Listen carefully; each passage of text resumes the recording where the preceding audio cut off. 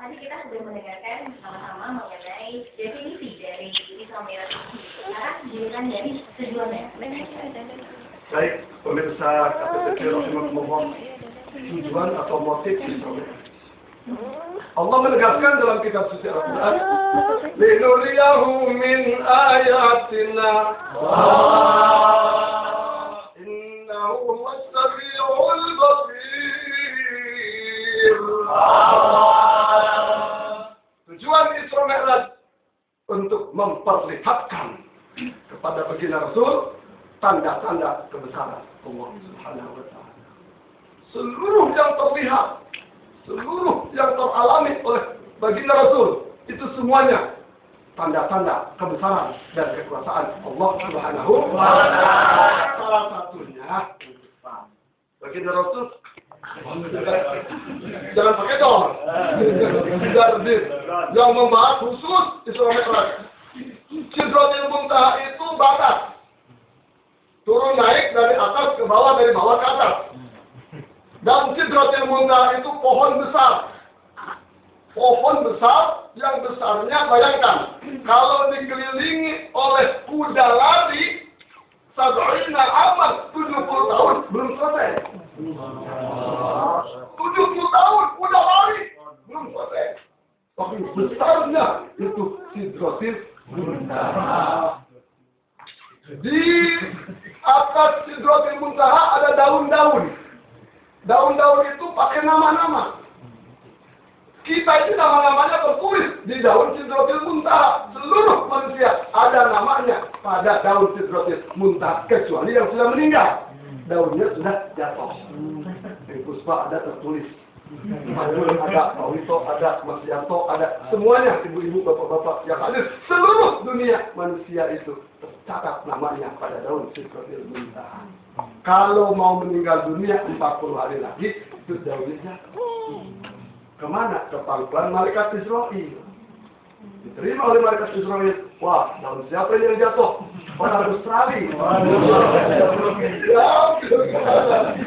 Jatuh lagi. Daun orang mana nih? Orang Afrika. Besoknya jatuh lagi. Orang mana nih? Orang Amerika. Gara-gara tornado. Ke sana. Mana ini jamaah KTTP, grup KTTP, kiblat hati KTTP? Belum ada tahu.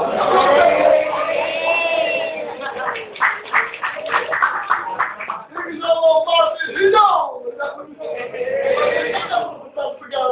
Dibacakan umur dan tahu. Nah itu tanda-tanda kebesaran. Begini hikmah. Kenapa baginda Rasul bisa menembus Sidratul Muntaha? Waduh. Baginda Rasul pemimpin umat. Bukan pemimpin golongan, bukan pemimpin suku bangsa, bukan pemimpin partai, tapi pemimpin seluruh umat manusia. Maka baginda Rasul bisa menjelajah wilayah bawah dan wilayah atas.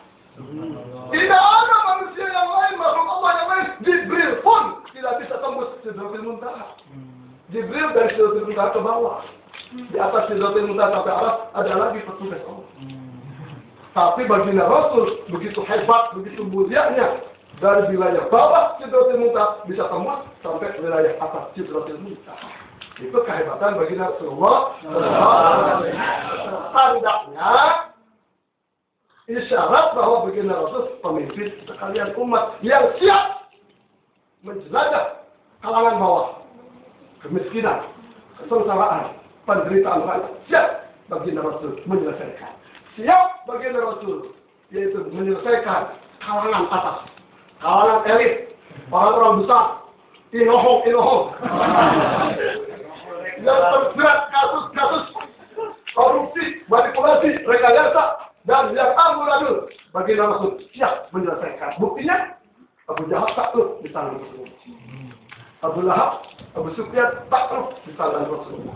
Mikaukis, kemudian raja itu ada raja Parsi, kemudian ini Kaisar Romawi takluk di bawah tangan Rasulullah. Baginda Rasul adalah pemimpin sekalian umat yang siap menyelesaikan baik di kalangan rakyat jelata maupun di kalangan para terkemuka Itulah kehebatan baginda dan besar Muhammad. Kemudian baginda Rasul sampai ke atas, terbang pakai roprok. Seperti apa itu roprok? Saya juga belum tahu. Dari Sidratul Muntaha terbang ke atas, sampai ke atas, jatuh tersungkur.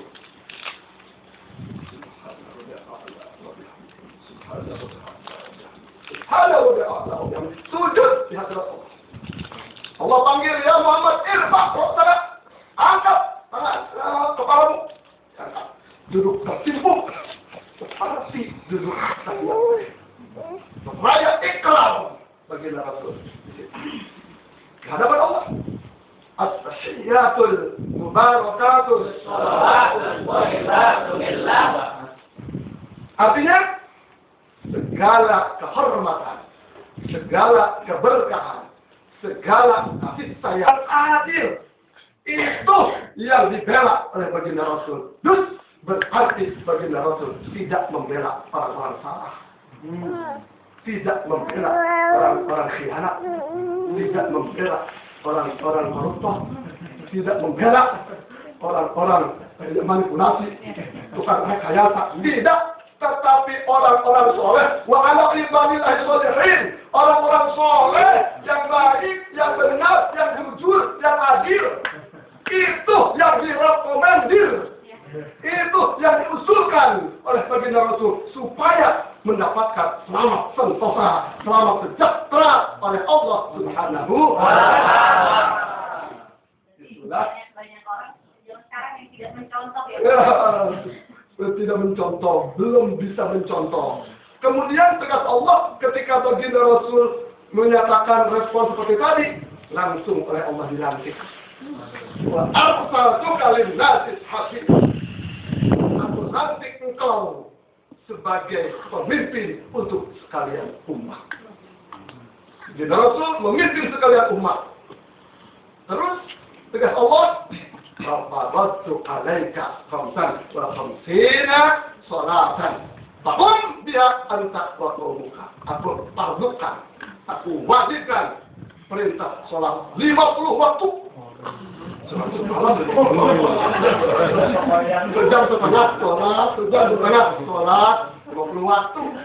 Namun perjuangan gigih Rasulullah atas masukan input dari Nabi Musa.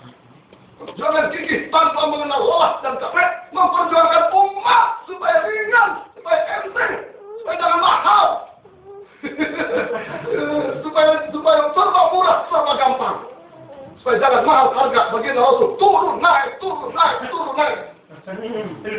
supaya ringan itu sholat. Akhirnya dikurangi menjadi 5 waktu sholat.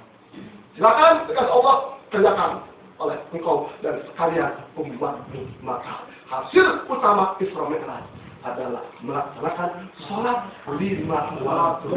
Tegas baginda Rasul, inna sholata tanha 'anil fahsya'i wal munkar.